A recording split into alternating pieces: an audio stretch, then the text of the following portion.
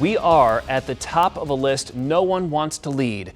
Arizona has one of the worst COVID rates in the world, according to the CDC. Well, right now our average daily case for new cases, I should say, is 112 per 100,000 people. Monica Garcia shows us how our local first responders are preparing for a possible crisis. Monica. Yeah, one of the worst in the world, possibly. But what's tougher than this new title is that trickle-down effect that it's going to have on Arizona first responders, like the Phoenix Fire Department, who says these new numbers could pose some challenges.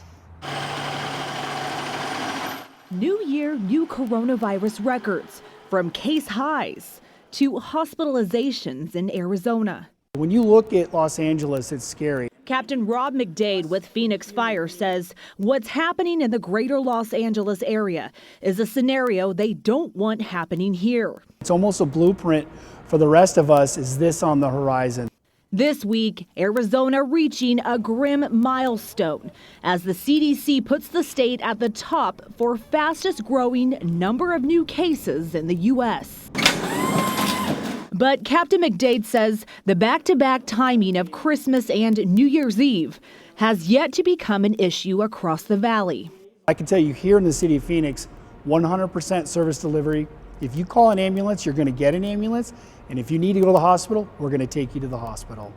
Back in March, Phoenix Fire says they put a large order in for PPEs and other medical supplies just in case there were to be a doomsday scenario. They're going to be fully stocked.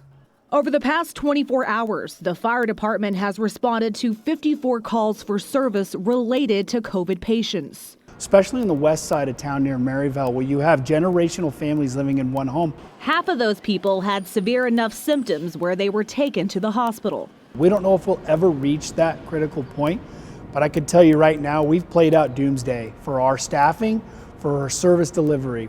And moving forward, that's still the plan. At least for now. You have to have your large municipal fire department ready to respond to anything. Because guess what happens during COVID?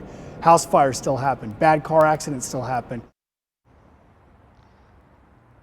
Yeah, Captain McDade says it's all hands on deck for them right now. They say every fire station in the city is open and it's fully staffed. So Phoenix firefighters can tell you that means they have no vacations coming up, and anyone who does have EMT experience within the fire department is being called to be back on the streets. In Phoenix, I'm Monica Garcia with Arizona's Family.